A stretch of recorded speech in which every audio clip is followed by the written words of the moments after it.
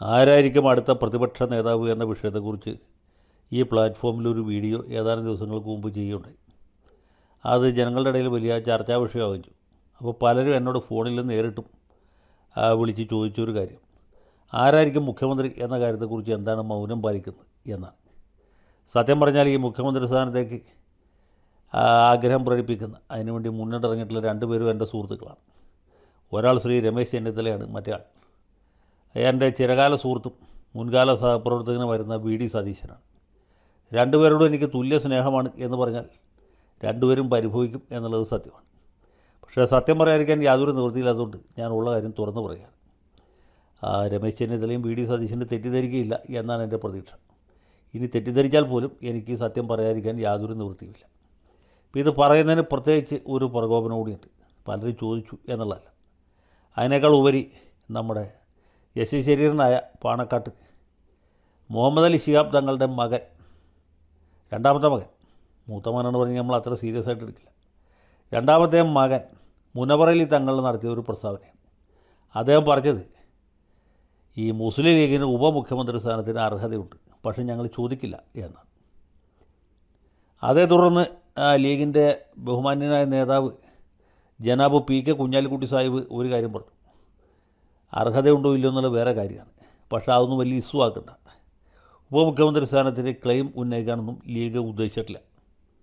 അത് അദ്ദേഹത്തിൻ്റെ ഹൃദയവിശാലത, അദ്ദേഹത്തിൻ്റെ മഹാമനസ്കത. ഇനി ഉപമുഖ്യമന്ത്രി സ്ഥാനം തന്നാൽ മേടിക്കോ എന്നൊരു ചോദ്യം ആരും ചോദിച്ചില്ല. അതുകൊണ്ട് സാഹിബ് അതിന് ഉത്തരവും പറഞ്ഞില്ല. പക്ഷേ എൻ്റെ അഭിപ്രായത്തിൽ ഈ ഉപമുഖ്യമന്ത്രി എന്ന് പറഞ്ഞ സ്ഥാനം നേരത്തെ ഉണ്ടായിരുന്നതാണ്. പട്ടം നാടുള്ള സാറ് കേരള മുഖ്യമന്ത്രി ആയിരുന്ന കാലത്ത് ഉപമുഖ്യമന്ത്രി ഉണ്ടായിരുന്നു, അത് ആർ ശങ്കറായിരുന്നു. പിന്നീട് കെ കരുണാകരൻ മുഖ്യമന്ത്രി ആയിരുന്നപ്പോൾ സി എച്ച് മുഹമ്മദ് കോയ ഉപമുഖ്യമന്ത്രിയായിരുന്നു. സി എച്ച് മരിച്ചപ്പോൾ ഔക്കാദർ കുട്ടി നായിക്ക് ഇതേ ഉപമുഖ്യമന്ത്രി സ്ഥാനം കൊടുത്തു. ഇതൊക്കെ നമുക്ക് അറിവുള്ള കാര്യമാണ്. ഞാൻ പറയുന്നത് ഇദ്ദേഹത്തിന് ഉപമുഖ്യമന്ത്രി സ്ഥാനം കൊടുക്കണമെന്നല്ല, ഉപമുഖ്യമന്ത്രി സ്ഥാനവും ആഭ്യന്തര വകുപ്പും കൊടുക്കണം എന്നാണ് മഹാനായ ഈ മതസൗഹാർദ്ദത്തിൻ്റെ പുതിയ ബ്രാൻഡ് അംബാസഡറായി മാറിയിരിക്കുന്ന സാക്ഷാൽ രാഹുൽ ഈശ്വർ അഭിപ്രായപ്പെട്ടു. ഞാനിങ്ങനെ രാഹുൽ ഈശ്വറിൻ്റെ നിലയിലേക്ക് താഴാൻ ഉദ്ദേശിക്കുന്നില്ല. അതേ സമയത്ത് പി കെ കുഞ്ഞാലിക്കുട്ടിയാണെങ്കിലും മുനവർ അലി തങ്ങളാണെങ്കിലും ഇത്ര ഹൃദയവിശാലതയും മഹാമനസ്കതയും അവർ പ്രകടിപ്പിക്കണം എന്നും എനിക്ക് അഭിപ്രായമില്ല. എൻ്റെ അഭിപ്രായത്തിൽ ഏതായാലും 5 കൊല്ലത്തേക്കാണല്ലോ കേരളത്തിൽ ഭരണം കിട്ടുന്നു. ഇതിനെ നമ്മൾ 3ആയിട്ട് വിഭജിക്കണം. കുഞ്ഞാലിക്കുട്ടി സാഹിബിനെ പോലെ സീനിയറായിട്ട് ഒരാൾ ഇനിയിപ്പോൾ ചെന്നിത്തലയുടെ കീഴിലോ സതീശൻ്റെ കീഴിലൊക്കെ ഉപമുഖ്യമന്ത്രിയായിട്ടിരിക്കുകയെന്ന് വെച്ചാൽ വലിയ പോക്കണം കേടാണ്. ഇനി ഉപമുഖ്യമന്ത്രി സ്ഥാനം ഇല്ലാതെ വെറും വ്യവസായ മന്ത്രിയായിട്ടിരിക്കണം എന്ന് പറഞ്ഞാൽ അതിനേക്കാളും കഷ്ടമാണ്. ഇപ്പോഴുള്ള UDF നേതാക്കന്മാരിലെ ഏറ്റവും സീനിയറായിട്ടുള്ള ആൾ കുഞ്ഞാലിക്കുട്ടി സാഹിബാണ്. പാർലമെൻ്ററി എക്സ്പീരിയൻസ് കൊണ്ടാണെങ്കിലും ഭരണപരിചയം കൊണ്ടാണെങ്കിലും അത്ര എക്സ്പീരിയൻസ് ശ്രീമാൻ ചെന്നിത്തലയ്ക്കുമില്ല, എൻ്റെ സുഹൃത്ത് സതീശനുമില്ല.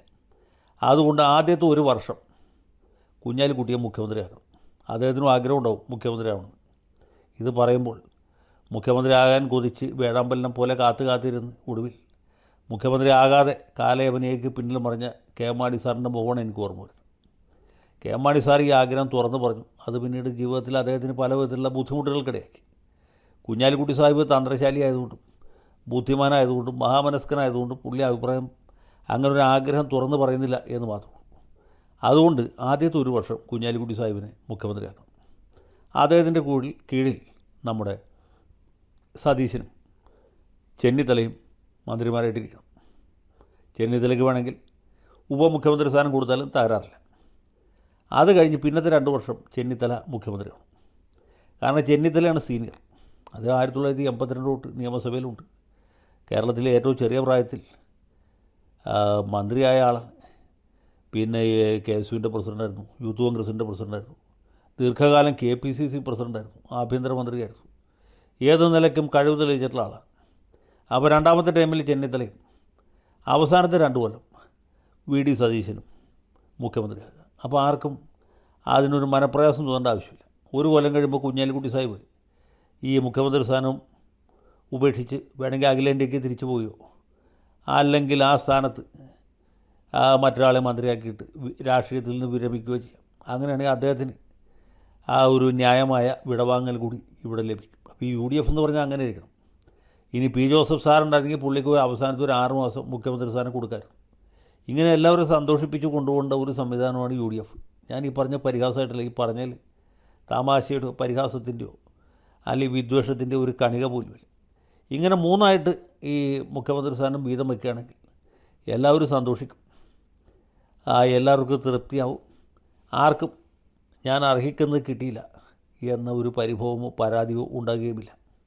ഞാനിത് പറഞ്ഞത് UDF നേതാക്കന്മാരുടെയും കോൺഗ്രസ് ഹൈക്കമാൻഡിൻ്റെയൊക്കെ സജീവ പരിഗണനയ്ക്ക് വേണ്ടിയിട്ടാണ്.